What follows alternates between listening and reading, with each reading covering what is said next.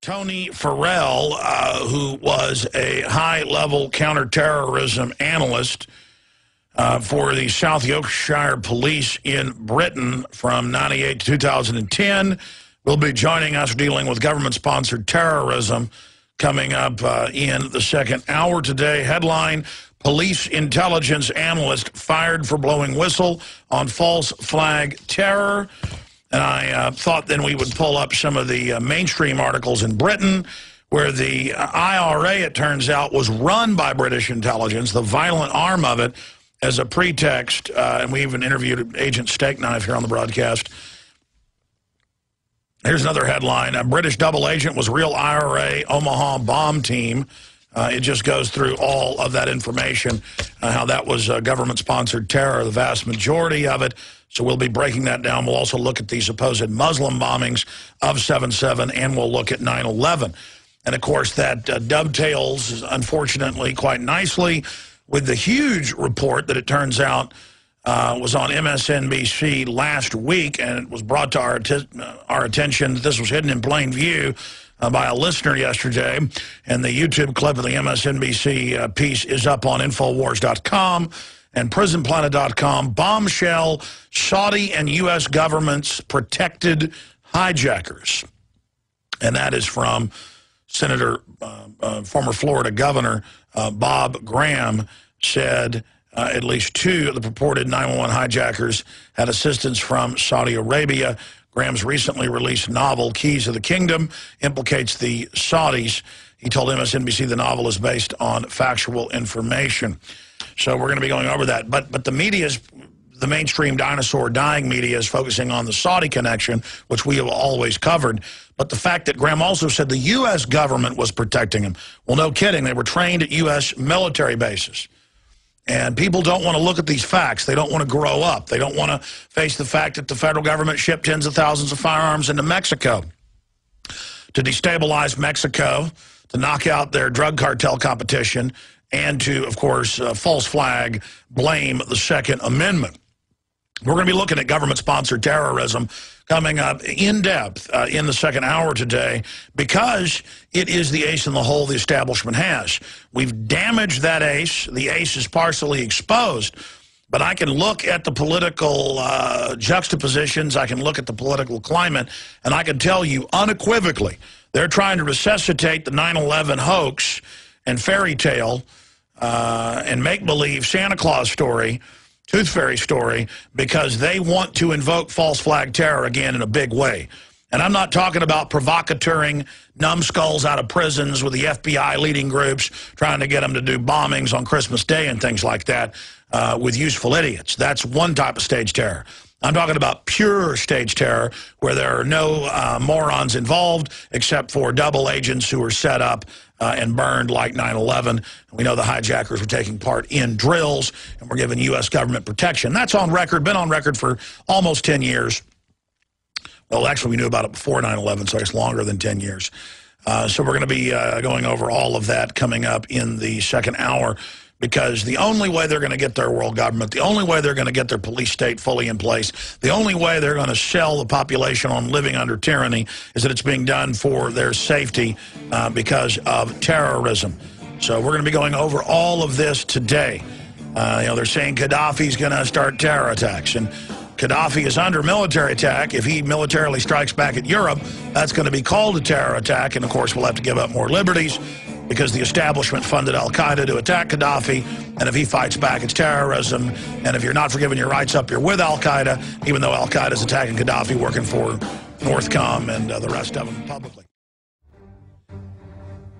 Let me just give you a brief overview of the news we have in front of us here.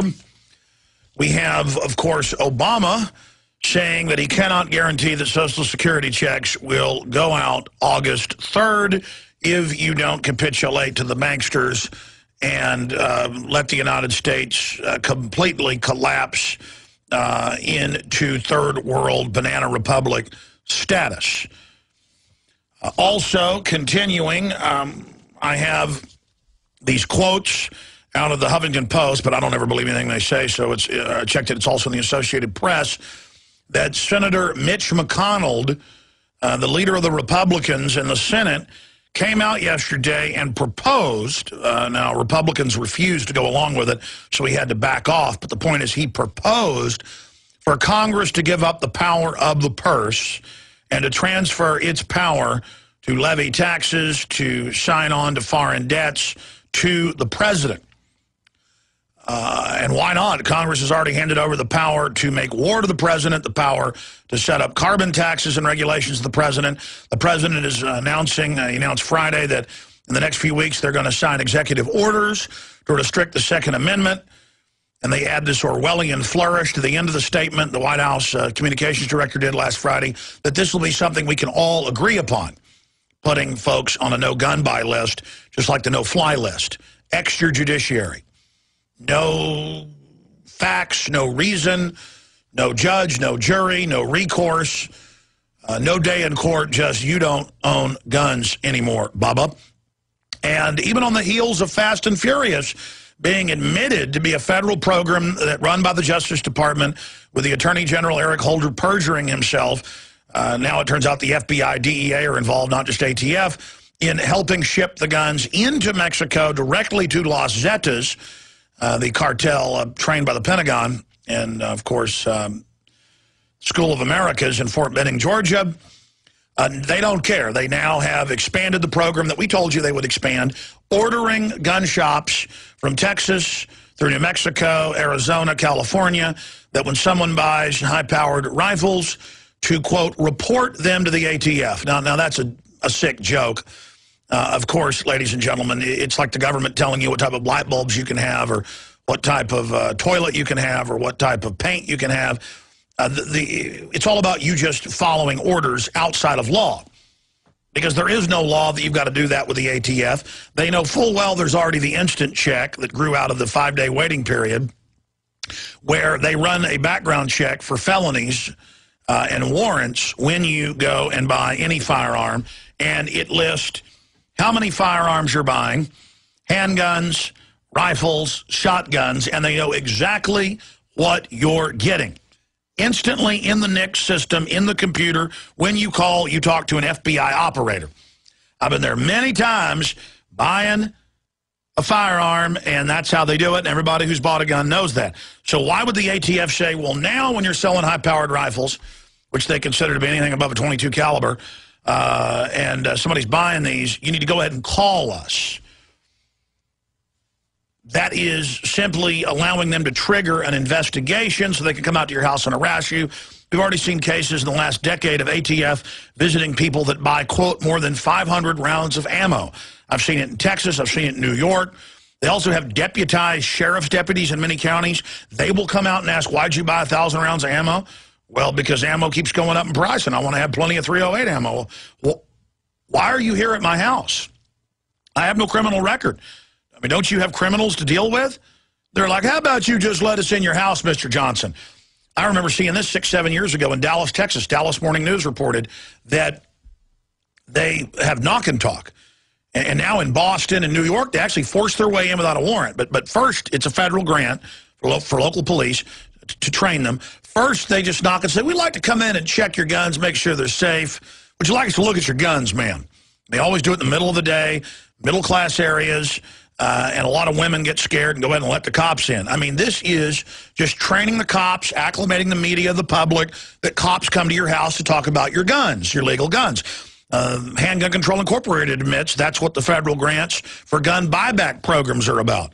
When they say, bring your guns in, and it's almost always old ladies, their husband has died or gone to the nursing home. I've seen cases of shotguns that are worth more than $10,000, finely carved collector's items, just being given to the cops for a $50 coupon, and the cops are laughing. And then in a lot of cities, the cops you've seen end up getting in trouble because, quite frankly, I don't blame them. I'm not saying they should do this, but I don't blame them that they don't destroy them. They end up keeping them for themselves and selling them. And it's like police busted selling guns from buyback. Well, if an old lady brings in a finely carved, double-barrel, 50-something-year-old shotgun worth $10,000, I mean, it's a crime to destroy those guns. I'm not saying the cops should be selling it out the back door. They shouldn't be doing it in the beginning. I mean, if the old lady comes up with a $10,000 shotgun, you should say, you might want to, or a $1,000 AR-15, whatever the case is. You know, they've got a lot of specialty guns out there. Don't do it. I've seen cases of people turning in Civil War collector North and South rifles that are worth thousands of dollars. I mean, it is almost always men who marry women who were anti-gun, the man dies, or the man's in the nursing home, and the poor dingbat goes in. All right, see, I've got all this news to cover. I'm already digressing. The issue here is that they are now unveiling, oh, we have a new ATF rule, not a congressional law. The ATF says when somebody buys a high-power rifle, you call us. The ATF says. And then next, now the ATF says this.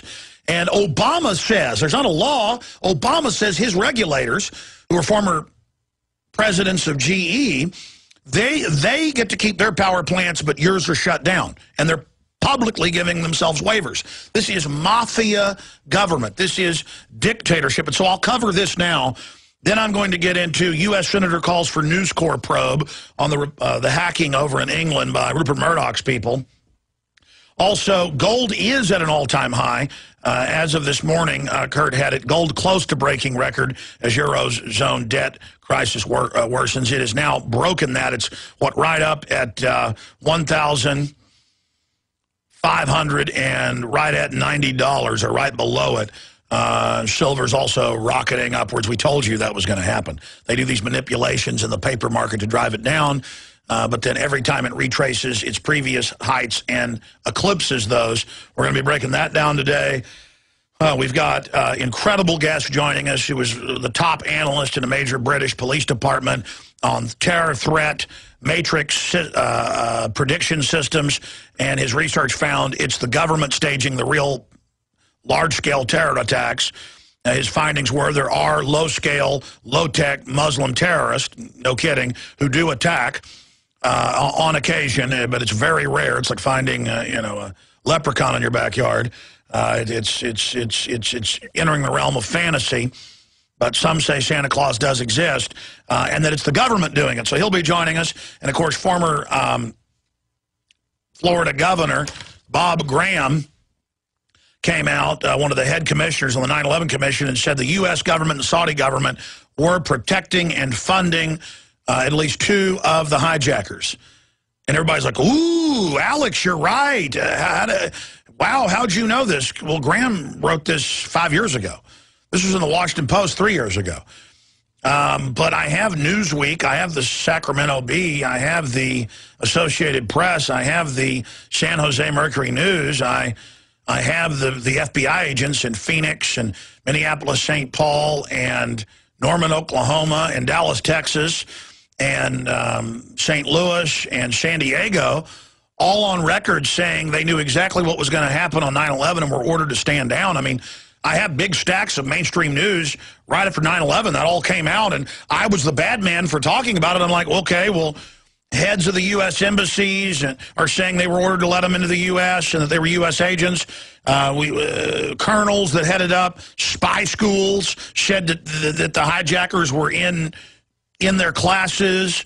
Newsweek reports they were at U.S. Air Force bases. Here, I've got big stacks. It's all confirmed. They were let in by the government, protected. Actor James Woods saw Muhammad Atta and others doing drills on the plane like hijacking. And he tried to warn the government they didn't want to talk to him. It was 5 days before 9/11, or no, 6 days before 9/11. I mean, Atta and others were running drills, just like the TSA, does drills of sneaking bombs through. You better watch out, by the way, if you're DEA, FBI, CIA, SEAL Team 6, who does drills through the airports. This is how they'll do it. Especially if you're, quote, part of the new Muslim brigades that our military, our government, our supposed government has set up, quote, oh, we want to recruit you American Muslims to join the CIA. You see the ads on TV. We need you to help fight extremism. And really what they're doing is they're getting a gaggle of patsies so they can have you go on board a plane to do a drill. They're going to blow that plane out of the sky, and you're going to be all over the news. And your parents will come out and say, you know, Ahmed was recruited out of college to join the CIA, and the media is just going to laugh at you.